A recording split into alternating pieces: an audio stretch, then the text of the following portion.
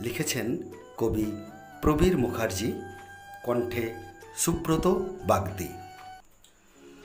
ঘুম ধরা কালো খনিতে খুঁজে চলেছি হিরে, অন্ধকার খাদান গহ্বর চিঁড়ে মৃত্যু ধরেছে ঘিরে।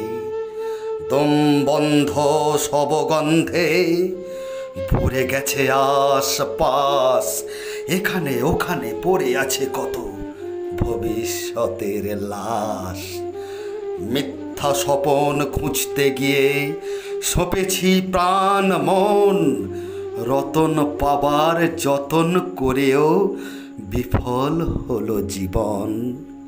হীরক ছটা লাগলো চোখে জীবনের অধোগতি, অলিক রতন পাবার আশায় ভ্রষ্ট হয়েছে মতি।